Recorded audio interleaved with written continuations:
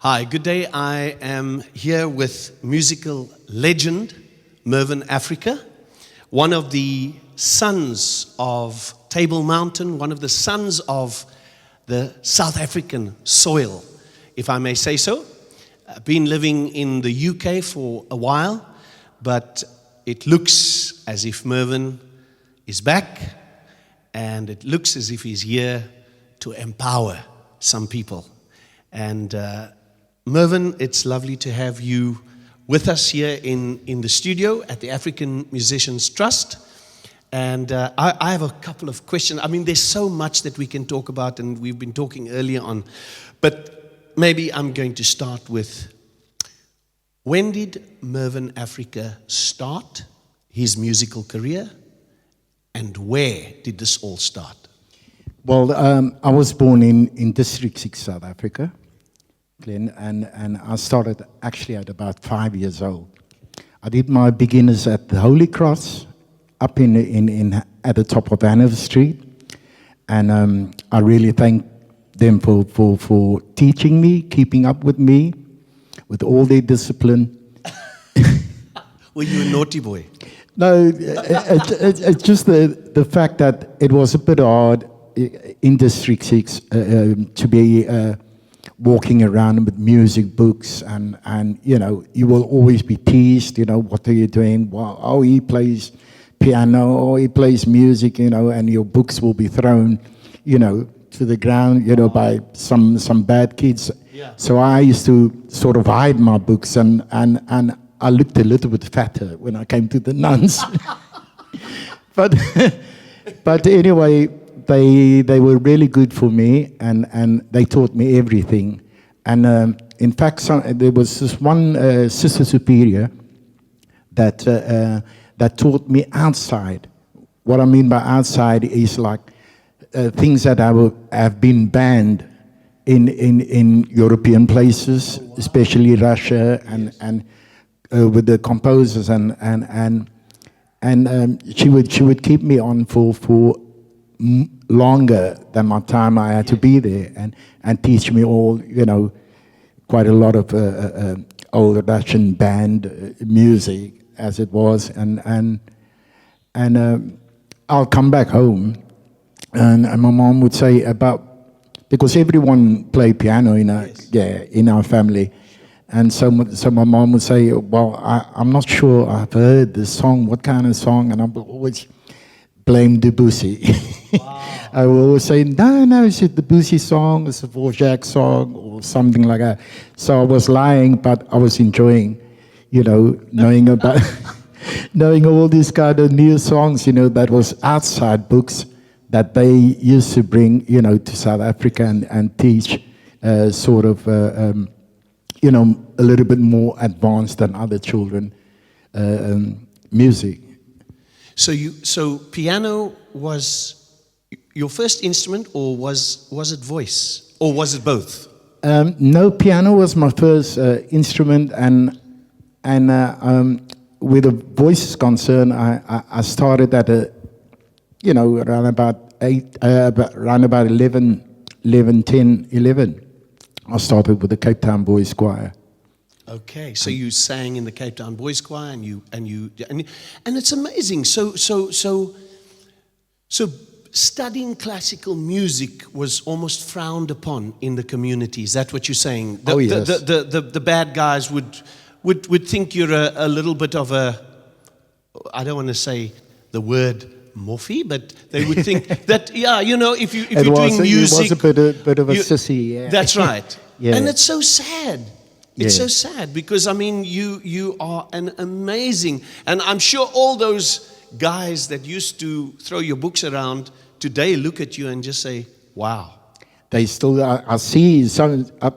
When was it the other day? I saw somebody, you know, that used to be quite a bully on the corner, and he was like really looking down and out, and he looked at me, you know, and he said, "Wat bly jy dan nie meer hier nie?" So he doesn't even know you've been living in London for so long. Yeah.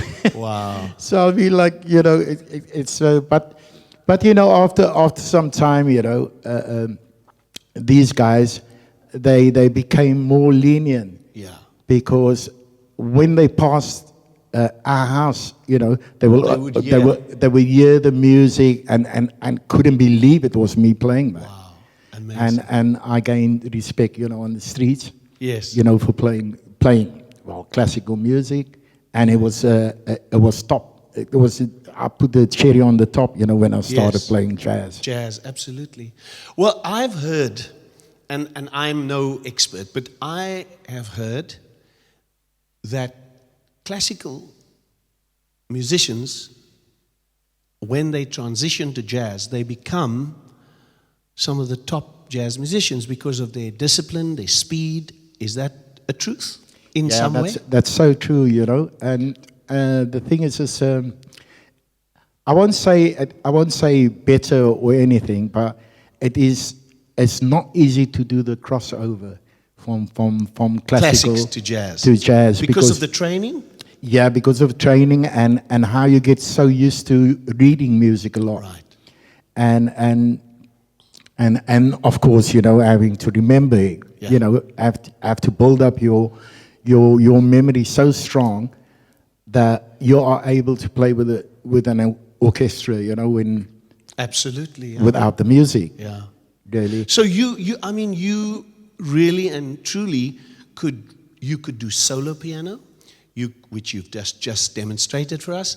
You could do trio. You could do ensemble. You could do an orchestra. You could do strings, wind, everything. I mean, because you have the ability to read music, and obviously you can interpret. Yeah, and also the visual of the piano is so broad. It's Yes. so, you know, I mean, you've got all the ranges of all the instruments on the piano. And as for the piano, not a lot of people think of the piano as a percussive instrument. Because if you look at it, those hammers, that is your drumsticks. Well, you know what? As you were playing there now, I watch you, and I watch Trevor Parker, and I watch Tony Schilder, and I watch Hilton Schilder, and you are all guys who understand rhythm and beat. Because a lot of people think that the piano, like you said, is just melody. Just melody and harmony. Yeah. But you guys bring a rhythm. I mean, I heard you. I heard the double bass on your left hand, and then I heard the melody on your right hand. And it's a pleasure to listen to somebody who can make a Medley electric baby grand sound like an acoustic piano. Well, all that, you see, Glenn, all that started, you know, straight from the at the convent. Yes. You know, when I started, because what they'll do is the nuns would take us every second Sunday of the month. Yes. Would take us to the city hall to listen to the orchestra. Orchestra, and we had to come back and say what instrument we heard the most. Interesting. So it was also a bit of an ear training thing. Yes. Yeah, and that was really strong with the nuns, you know, ear training. That's right. And hearing the rhythm and all that, you know. So see, and that I think sometimes we miss out on that. You know, I know you went to Holy Cross. I went to Wesley in Salt River. We were strong in the area of gymnastics because we had a gym, we had the wall bars, we had the rings, we had the vaulting boxes and everything. So I did gymnastics and I did sport, table tennis, soccer. But I look back on my life and I am so sad that we never had music offered at the school. And you were fortunate. Was this extramural? Was it part of the school curriculum, or was it an extramural activity? Well, the thing is, I didn't actually go to the school. Okay. The nuns were the best teachers in District 6 at the time, and whoever wanted to learn piano, violin, you know, all those instruments, clarinet and everything, would go to the nuns, you know, for beginners. Yes. And they always used to tell us that everything Sure. everything you do, even if it's sports or anything, is related to music. That's right. And that's why we had to be real precise and know about Yeah. timing, and that will help us in our maths. That's right. I've You know, heard that and- too, about yeah. maths and music, how they go hand in Yeah, hand. and all these elements and goodwill tasks, or hobbies or sports, and they all related to music. Amazing, amazing. Okay, so we've come through Holy Cross, the training, the going to the city hall, listening. Then Mervyn grew up. What were the bands, or who were the bands then that you listened to firstly? That's the first question. Mm-hmm. What was, who did you go and listen to at the time? And then how did you get involved in your first sort of teenage band, may I say? Yeah. What happened? I was always excited about playing in a pop band. Okay. Always were, and well, I got into jazz much later in my teenage years, and but it was a time that I was getting into, like, listening to popular things on the radio and wanted to play that, and where could I get the music? What was the kind of stuff? Just an example. Who were you listening to at the time? Oh, at the time we listened to lots of like singers, 60 singers, and on the hit parade was a big thing. The who? The hit parade. Oh, the hit parade. I remember the top 20. The top 20. What is the top 20? Yeah, and whatever song. But what used to happen is, like, they'll have the popular song on the top 10, and I'll put it to piano, and Jazzify it. Jazzify it. I put it to piano, and gain quite a respect with a lot of kids that I grew up with. Yes.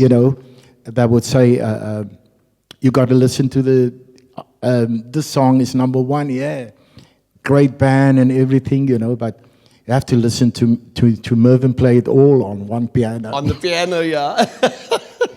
Amazing.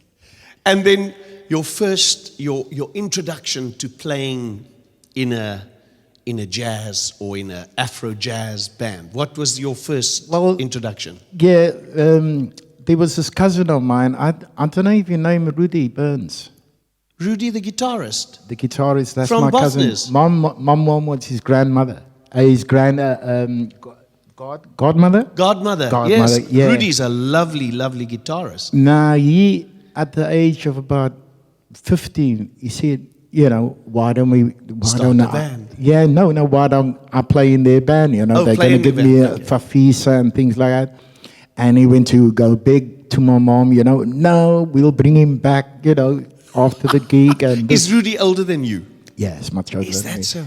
Yeah, and so my first band, pop band, was the Grapevine. The Grapevine. Was that Rudy's band? That was Rudy's band. Who was all? Do you remember the guys? Oh, I can't remember now. So it was Rudy, and then you came in on piano, obviously. Yeah, on keyboard. Yeah. And So- I always had a seat that was too low, so.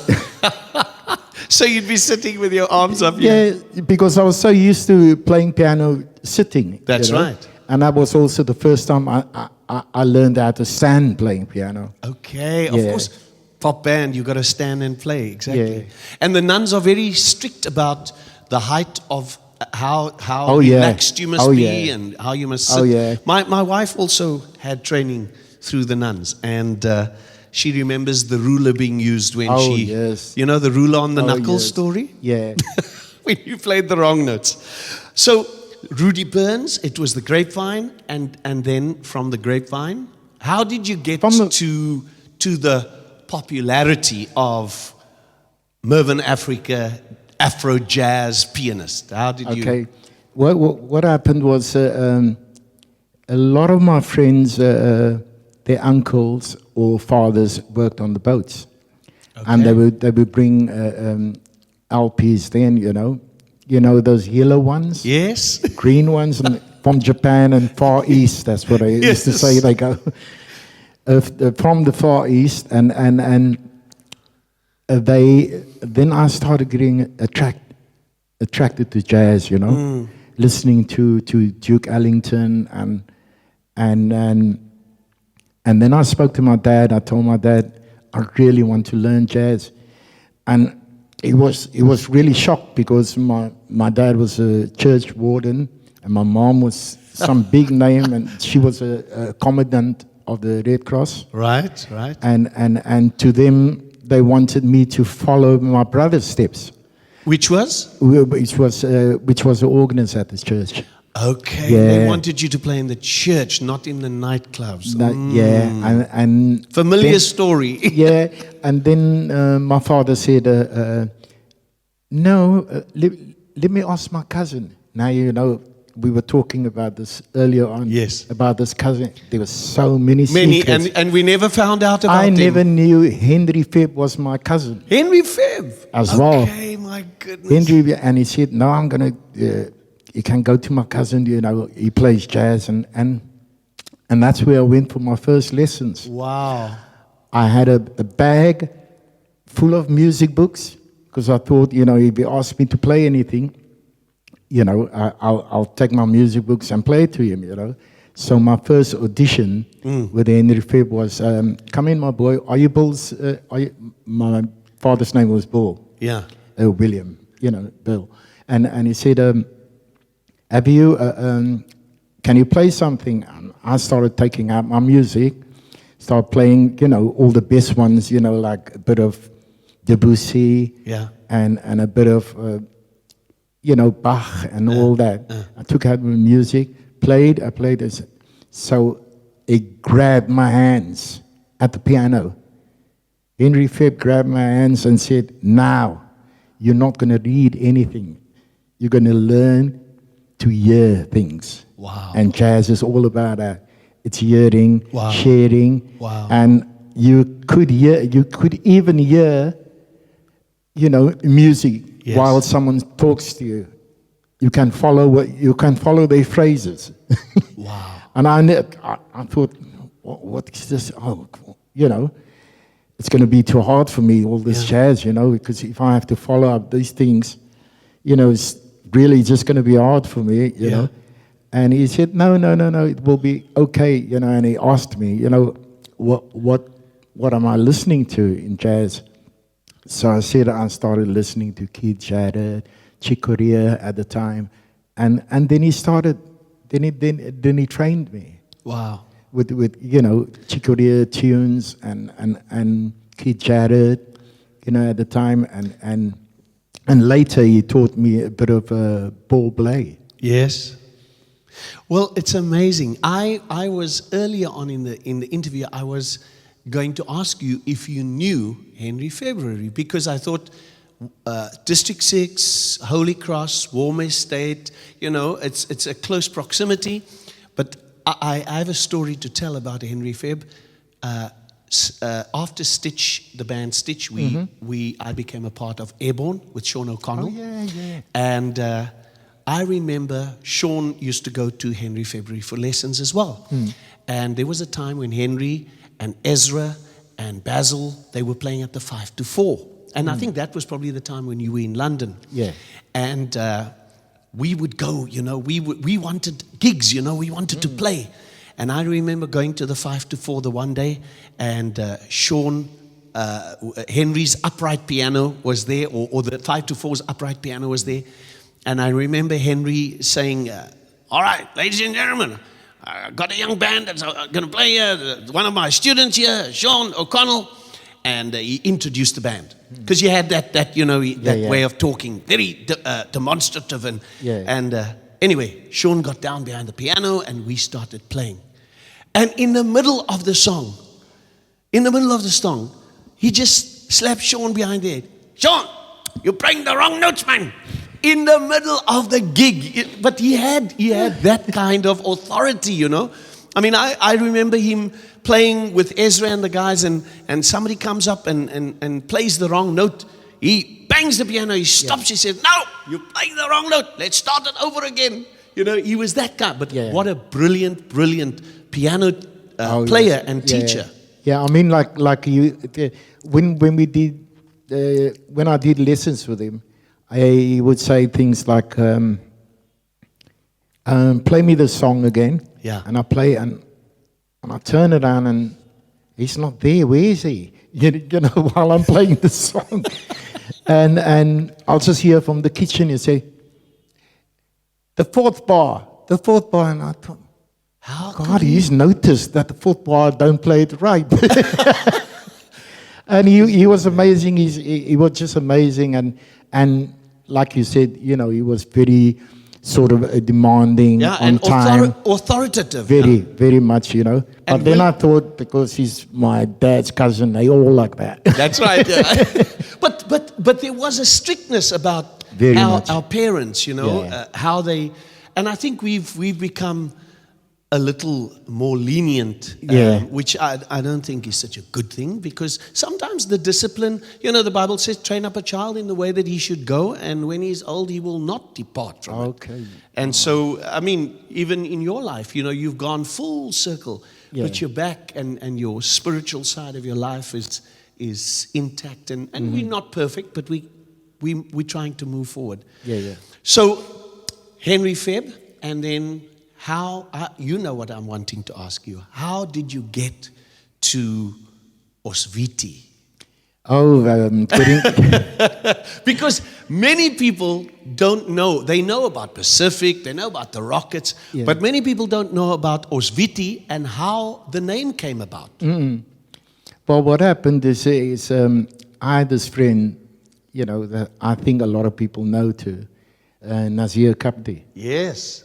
Also from the Warm Estate area. He was from Warm Estate and a brilliant drummer. Yes. Was really good at drumming, and he said, you know, Zane and them, you know, wants him to play. Zane Adams? Zane Adams want him to play in the nightclubs. Right. And would I be interested in playing? I said, Nazir, you know, I'm not sure about that. Then there was a thing called the short pants and the long pants. I said, I'm not in my long pants yet. Yes, that's right. Because up until a certain age, you wore shorts. Yeah. And only when you came to like 18 could you get your first long pants. And it pants, could probably be bought at Markham's or... Yeah. Well, anyway, and then he said, it's fine. It's on, yeah. Oh, beautiful. by the way, that is one of my songs that I use for a ringtone. Sorry about that.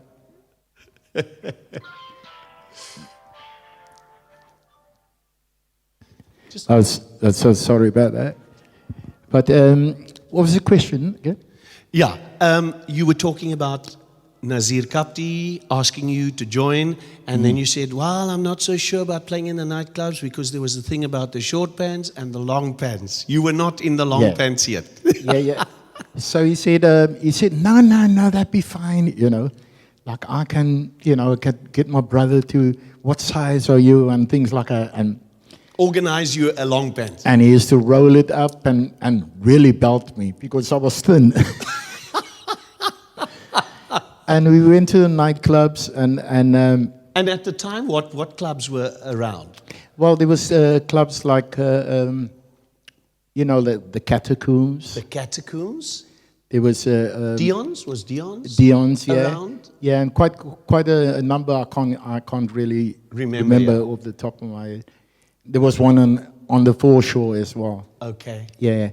Any Darrell's? Darrell's nightclub. Darrell's nightclub. So if I may ask this, do you know Edgar Mathiza, guitarist from Warm Estate? Yes. The D-Man. Yeah. He was my dad's best friend. Oh, okay. Passed on. Left me his guitar, the red guitar V's. That's it. Anyway, then we started there, and then eventually, I think the owner, Darrell's, didn't like some of the members in the group. Okay. And that's when we got Robbie, we got Lionel Bukers. Oh, so Lionel comes from from the Lionel nightclub. mentioned to me on Friday Yeah. that he was part of Osviti right in the beginning. Right at the beginning, and then it was a different scene because, I mean, Robbie came from the Rockets then. He was playing. That's right. with And the Rockets. Robbie started on guitar, moved to saxophone. Yeah. So Yeah, when yeah. he came to Osviti, he was playing sax then. Yeah, I was playing sax You and on singing piano. most of the stuff. Lionel on bass and Nazir on drums. And Nazir on drums, yeah. Wow. And Osviti never recorded? No, it was what we used to do. I'm sorry to say this, but what we used to do is we used to compose some songs sometimes, and because we played Blood, Sweat and Tears and Chicago and all those kind of stuff, and Michelle Columbia and all that kind of stuff, you know, we thought, okay, we started composing songs. And if anyone asks us, fans and things, and followers would ask us, oh, what's that new song? What's that song? We always lie and say, oh, it's a new song by Blood, Sweat and Tears. Meanwhile, it's your own composition. Yeah, and we had to hide it, and we couldn't get it recorded because at the time, the apartheid was very strong. That's right. And they wanted us to play in a certain way or record, you know, certain things and compositions, you know, they didn't want to record those things. It was too progressive, really. Yeah. You know, man, it's which was sad, yeah. And was Russell Herman part of? Russell Herman came in later. On guitar? On guitar, yeah. Now, I heard Estudio. I heard the band Estudio where Russell played guitar. At the Joseph Stone, and it blew me away because it had elements of classical and jazz, and it was amazing. That's it. You see, with Russell was, the thing is when he joined me back in London, we had all our songs already, so we could work, and it was easier for us to project it to the audience, and that's what made us a bit popular. That we started the group out there. Even we called it District 6. Was that your band? That was our band. So it was you, Russell? Me, Russell, a guy called Brian Abrams, which drummer was the drummer. Oh, we started the group. I remember Brian Abrams. Yeah. Where is he now? I think he's in Australia now. He's in Australia. Is he still drumming? He's still drumming. He's very good. No, he was a monster drummer. I'm trying to think where I saw him, in which band I saw him. Could he have been part of Harari? No. No. Spirit Rejoice? No. It's just no. What happened was Brian Abrams used to actually be a singer. Yes. He used to be a singer, all those Nat King Cole songs and things like that. And when he got, I think it was at the Catacombs where he started. Yeah. Where he started with playing drums because the drummer didn't turn up. Yes. And he just started playing the drums and. Amazing. Now I remember him. He was an amazing drummer. Amazing drummer. So he went to London with you, Russell. No, he was already there. Oh, so he was there ahead of you? Yeah, he was ahead of us, yeah. And you were called District 6. And we were called District 6. And I'm sure you propagated the right message. Yeah. To the world. Oh, yes. What we were not supposed to say here, you were saying out there for us. Oh, we were outspoken out there. Wow. Yeah. And there's so much respect in it. And the fact that you now would even come back to South Africa, you know, much respect to you for that. Because when you think of all the hurt that our people have been through, you just want to stay away. But I do believe that there is hope, and I'm ever hopeful that South Africa one day will be the true rainbow nation. Thank you very much. Yeah. Thank you very much. Thank you. All right. Who was your greatest? Okay, just let's backtrack. So, Osviti, then you went to Spirits Rejoice. And then, Did you not do a little stint with Pacific, or was that Tony Sidris? It was Tony. Tony, yeah. It was Tony. Did you ever work with Tony Sidris? now about Recently? Yeah, recently. Yeah, I we did remember a gig. recently you guys Yeah. did a gig together. Yeah, but I mean, like Hilton, Skulder, Tony, we always we used to be like a family. In fact, I was going to say, you know, most as young people don't know, most of the groups that was in Were Cape made up of family was members. and was family. Yes, You know, we will go to each other's gigs. that's right. We will encourage each other. We will, you know, inspire each other. Yeah. We will teach each other. Yeah. And, you know, because at that time, it's not like Wonderful. now when we can buy books, you know. Yeah. Yeah, then we had to listen to LPs and we had to play the LP at a slow speed. So if it was yes, that, I forgot. you had to play it at 45 on Yeah, a yeah. long playing record. Yeah, and yeah. Da da da da da da da da da da da da. You know, Yeah, I and, remember and, that. and, and Yeah. listen to it and try and get the chords and the lyrics. Yeah. You had to play it slowly so to get. Nowadays you just go to Google. Yeah. I want the music for this. I mean, want it's the lyrics funny for you that. say Google because, you know, this is a friend of mine. He came in London. He said to me, what do I do, Merv? You know all about discipline, you know, the way you grew up. And you always tell me, you know, what do I do with my son? You know, it doesn't listen to me, you know, there's nothing I can do, you know, like, I mean, beat him or what? Yeah, yeah. And I said, no, don't beat him. You know, just take him aside. Don't talk to a kid, a teenager, in front of others. Yeah, because he's going to rebel. He's going to rebel. So take him somewhere and just remind him of something that didn't go well. But as you know, technology and all that going these days, the phones and things like that. He said to his son, he said something like, do you know, there's this guy, Martin Luther King, who spoke about this and that and this and, you know, and that. And it was right, you know, are you listening? He says to the kid, he says, who was on the phone, and he says, don't worry, I'll Google him. I'll Google him. Because you can, absolutely anything, you go to Google and it'll give you the story. Amazing. So you said you went from the OSVT and you transitioned as a lot of the guys were family members. I sometimes see Hilton Schilder, Eldred Schilder. Eldred is Richard's son. Hilton is Tony's son. Yeah. And with young David Parker. And David Parker is Eva's son. Yeah. He's Eva, who is the sister of Tony and Richard. I'm you know. telling you, So you're right. It's still a family thing. Apart from Adam, it's a bit like that. Yeah.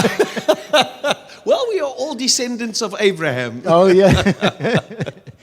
But you know, in all of this, you know, Glenn, I'm so glad, you know, that I learned to know about the Lord. Yeah. And that has taken me, you know, from, you know, he could have taken me higher over there. That's right. But somehow I got pulled to Cape Town, you know, to do some work. And I know, like I said, Jeremiah. 29:11. You know, he's got a plan For for I know me. the plans that I have for you, not to harm you, but to prosper you. Yes. And I believe that God has, and I've said this to you so many times. We say it on Facebook, and you are such an encourager, and you were such a prophetic voice that one day when you said Hilton Schilder, and you said that Eldred Schilder, and you said Glenn Robertson, and that is, I really believe my ministry is the ministry of introduction, getting people together. You know, where relationships were broken, let's heal, let's bring that together. And I do believe that God is a God of reconciliation. Yeah. And somebody once said to me, an American guy was living in our house, and he said, you know, Pastor Glenn, when I look at you people, we don't have, back in the States, we don't have what they call colored people. We have black and we have white. Yeah. He said, but you know something I've learned about the colored people? they are going to be the healers and the reconcilers of this nation. And I do believe that. Because at the end of the day, if whites marry blacks and blacks marry whites and coloreds marry blacks and whites, at the end of the day, we're all going to be colored. Oh dear. So we'll rule one day. Oh, praise it. Oh, I like it. Oh dear. So your stint with Osviti ended, and then Spirits Rejoice? Well, with Spirits Rejoice, we started off. We were the backing band. For Joy? No. For the Black Mikado, Des and Dawn. Are you kidding Lindbergh, me? Des and Dawn, Lindbergh. Lindbergh. We had this musical. Yes, called the Black Mikado. The Black Mikado, yeah. Is it still available? No. I think the soundtrack, yeah. Was it a great musical? Oh, it was. I've never seen it. It's Gilbert and Sullivan. The Black Mikado. Black Mikado, and when they banned it, because we were like the first mixed band cast on stage, and the cast, you see, and they banned it, and then we thought, no, we're not going to stop the band. Yeah, we're going to start a group, and we called it Spirits Rejoice. Yeah. Amazing. And was that very influenced by the Chicago Earth, Wind and Fire era or not? It was, but we actually made an oath to do only original stuff. Yeah. Fantastic. And what a band. I mean, and you, Paul Peterson, was part of that band. Yeah. And there was that beautiful song, Shine On. Shine on, shine a light on me.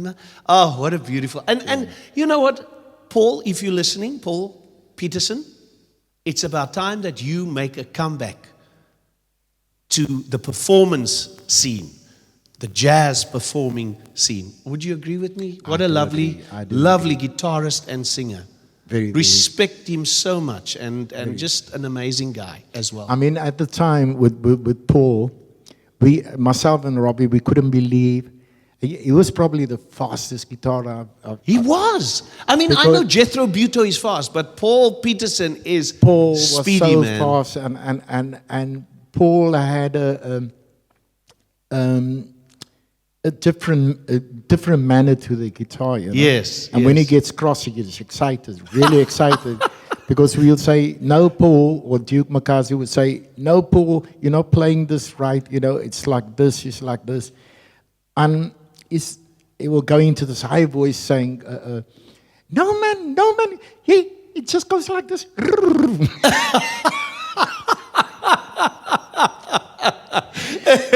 That's Paul. Oh, I love Paul. I want to just say to the people of Cape Town and South Africa, when Zane Adam died, Yadi and Danielle is Zane's son, and Yadi came and they just explained their predicament and that they needed assistance, and we are trying to assist them through the African Musicians Trust now.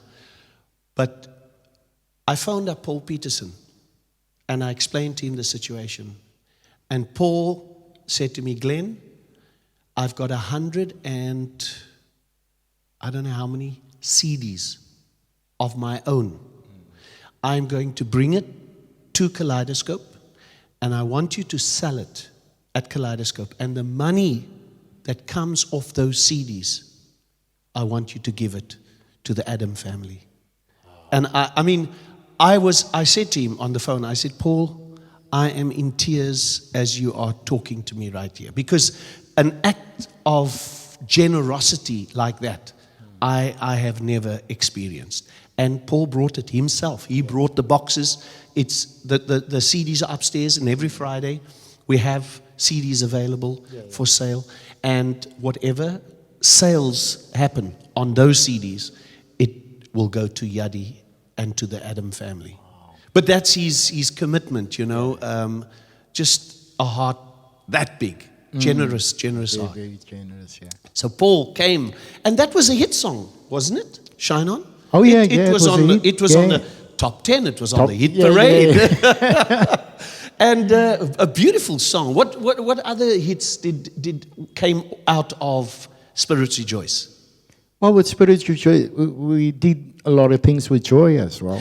That's right. Now, Paradise I Road, remember coming yeah. to listen to you guys at the Sherwood nightclub, Yeah. where you guys would do a set and Joy would come up and sing with That's you it. guys. That's it. Ah, Felicia Marion. Felicia. She's still around, also She- loving yeah, the Lord, she's serving up- God, yes, and in a she- beautiful she's- way. she's- I'd love to host her here at Oh, Kaleidoscope.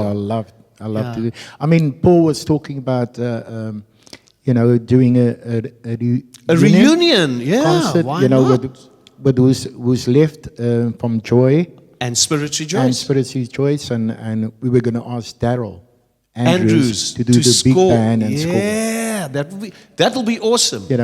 Then I mean I could probably do it, but it's good that Daryl is already on that level. That's right. Of doing That's big right. band stuff. Just to Absolutely. introduce him to Yes. original stuff. Yes, beautiful. Come with me down Paradise Road. Ooh, Oh, that is- that's Paul's partner that wrote that song. Patrick Van Black. Who wrote that song? Well, originally the person who wrote it was Francois Juas. Was a friend of Ruas or Juas. No, I think it's Ruas. Yeah. Okay. Was a friend of Patrick. Okay. And they came with this just an easy song, Paradise Yes. Road, and collaborating with us, With- we made it into What a how the people would like beautiful, to hear. beautiful song. And we all collaborated, And that was a hit. Paradise Road was an amazing hit. and it was at the right time. Yeah. Well, I hope that we can do the collaboration and getting together those who are still alive from Spirit Rejoice and Joy. And I think it's lovely. I think it's lovely when you can get people together. It's fantastic. Even what Zane was doing with trying to get Pacific Express together, back together. And he was working. He was working Monday, Tuesday, Wednesday from 8 in the morning till 5 at night. I mean, seriously, he was working the guys, and they were sounding so tight. I'm just so sad that he didn't live to experience and that's why we must do it. While we must strike while the iron is hot. Completely. Because life is, Because the music is. That's Because right. the music is. Will do it. Absolutely. Okay. So after Spirit Rejoice, was there? After Then you went to London, or did you have another band? No, Who no, was no. Harari? Who somehow were you not part of Harari? The band No, no, Harari? no. That I know was Lionel Sipho. Peterson. That was Sipho, Hot Sticks. Hot Sticks. He used to play. He was playing drums, and was Lionel playing. Peterson was on vocals. Yeah. And because I remember going to see Harari at the Good Hope Center. Oh, okay. You remember Yeah. the Good Hope Center, which was then our biggest auditorium, and also a lovely, lovely original South African band. And so, what made you go to London, Mervyn? Well, to be truthful, the reason why myself and Russell started a thought of leaving South Africa Yeah. is when we first met Steve Biko. Okay. Yeah, and that was in Johannesburg. He was a friend of Sipho Gumede, Right. and he came What to a nice basis. yeah, he came to Dorka House, Okay. to our rehearsals one day because they So used you to, guys rehearsed at Dorka House. yeah, we rehearsed at man. Dorka House, and he came there because he had his underground meetings there every now and then, remember and that. he had to, always be undercover and have all these people looking out for him, and he came there, and he listened to our Music. you listen to our music and how we were rehearsing, and how we questioned each other and rectified things, and Yes. with Spirit Rejoice was amazing playing with that band because people would say some of the musicians would say, "Oh, you're playing a little bit too loud." say, why do you always pick on me? Someone say, it's not picking on you. It's how I can hear the music out That's here. right. And we've got to have the dynamics, yeah. Yeah, to make that harmony. And we really worked on it. And that was made us, quite, yeah. So I mean, like Steve spoke to us and he said to us, we should carry on. And we say, oh, well, we can't get a record deal and this, that. We got the original song. It must have been song, so frustrating. And he said, you know what I mean? Okay, I've got a plan for you guys, Why don't some of you go out? Why don't you go out and get people outside to know about the good things that's going inside? Wow. So it worked on me and Russell. It was a seed. We couldn't It was a really, seed, we couldn't really understand it. But after a while, I don't know if it was the Lord at the time or anything, because we used to do quite a lot of national tours, and we kept on asking our management, when are we going to England, or when are we going to the States? We're ready. Yeah. They will always say, you're not ready yet. And everybody was telling us we're ready. Yeah. And we just really couldn't take it. We didn't join the ANC or the movement with Steve Biko. We just went out for the sake of as individuals. And for the sake of music in Cape Town. That's right, yeah. That we went out there and it helped, because people out there didn't know about things. Yeah. About our music and then we heard that we couldn't come back. Yeah. We were banned because we were playing, some ANC concerts and all that. So we couldn't So we couldn't get back, which was hard for me and Russell. But we stuck to what we believed, yeah. Yeah, what we believed. And you did. You fought for freedom. Yeah. If anybody fought for freedom, Christ fought for freedom. Yeah. So completely. that he whom the Son sets free is free indeed. And so again, I commend you for that, because we look to you and I was always as a young man, I'm not going to the army. I am not going to go and fight. They can lock me up. They can do whatever. 1976, I was in matric, and I failed my matric here. But I was adamant that we are not, and it was guys like you who gave us hope in a preferable future. Thank you. And today we enjoy. Yes, we've got some things that we're not happy about in the nation. But hey, show me one nation that is entirely, I'm telling you, above reproach. So I'm very happy. What I'm excited about is to see the amount of young black people, young colored people that are now being given the opportunity. I mean, we've put out an ad on Facebook about actors, singers, dancers. We're going to be auditioning them and all of that. 90% of the guys that are coming are black and colored kids. And because the opportunity is now available to them. That's it. To come and if you've got a gift and a talent, nobody is going to frown upon you because of your color. Yeah. True.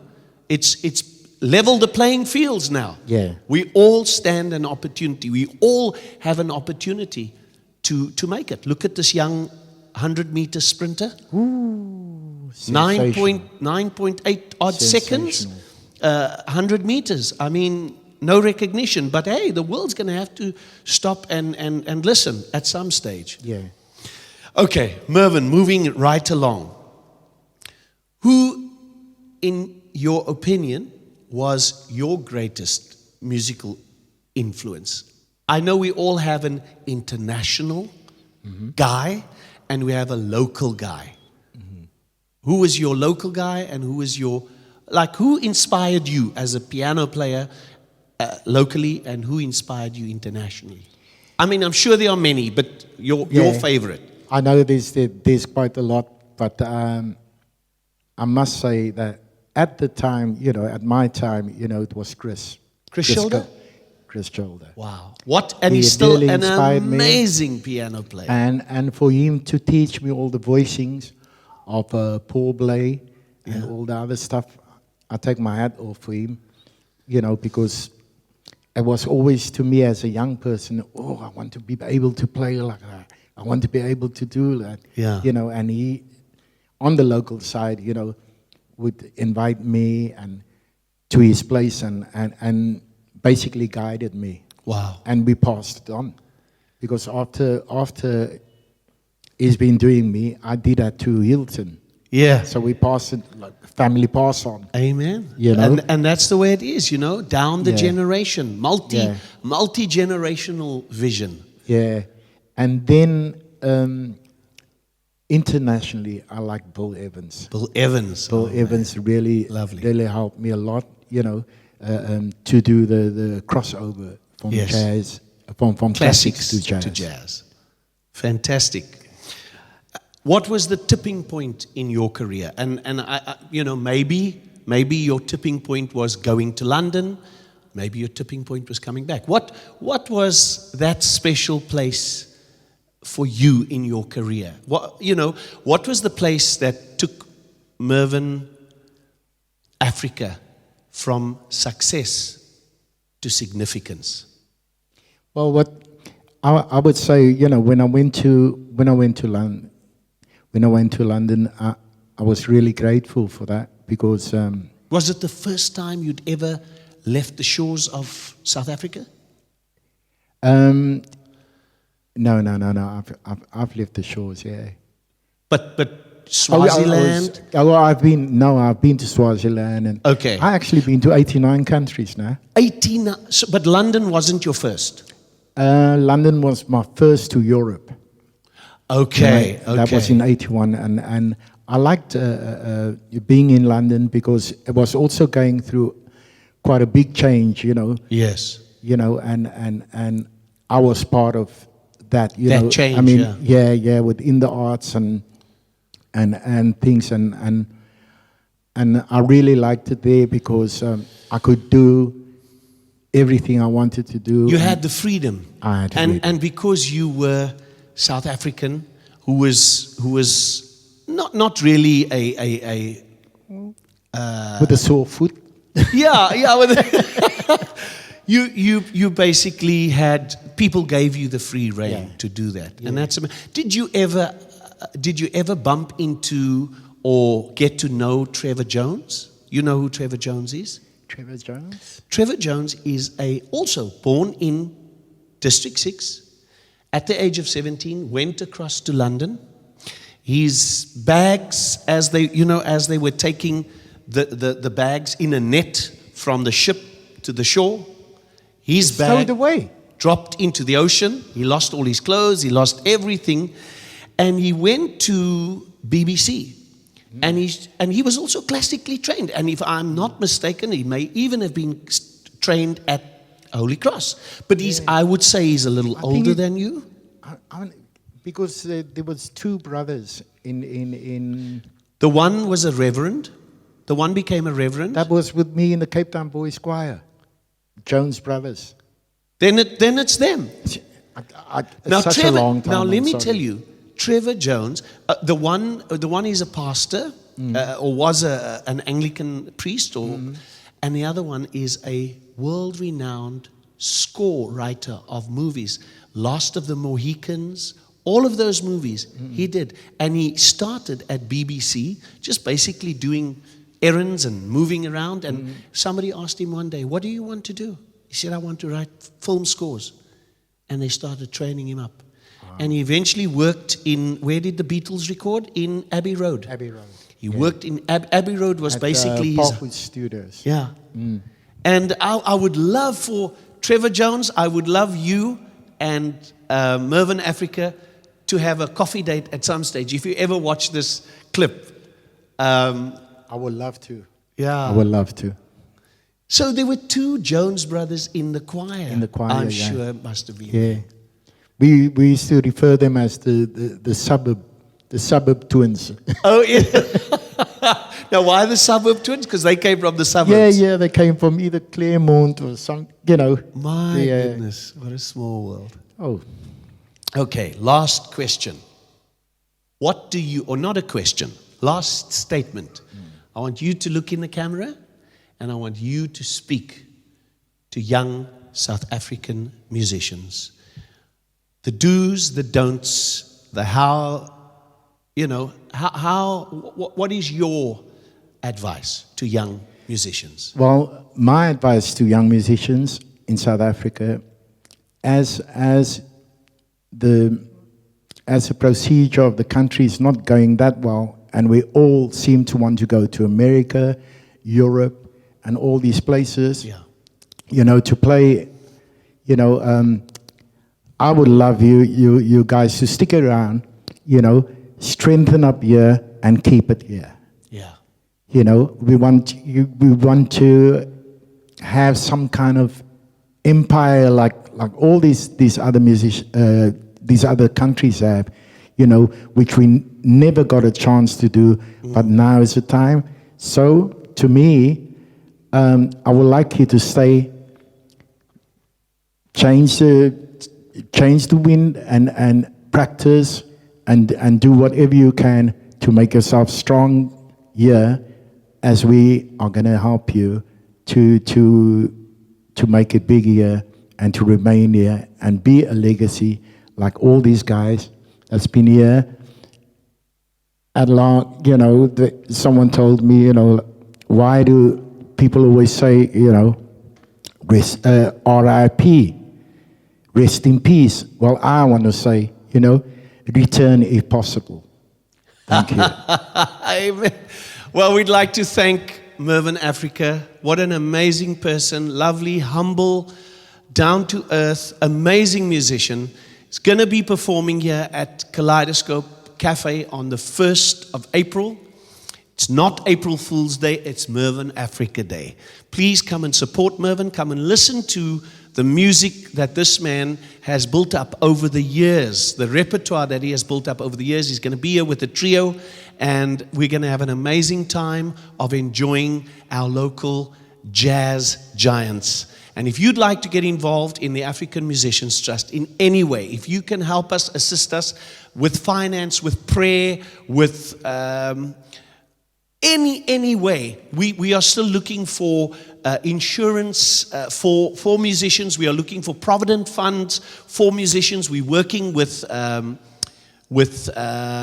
Sanlam at the moment, but we have not finalized anything. We want to offer a Provident Fund. We want to offer a medical aid scheme. We want to help our musicians live with dignity and not die like possibly Ezra died, having been a very well-known musician, and Zane himself, Winston, Robbie Jansen. Let's leave an African legacy.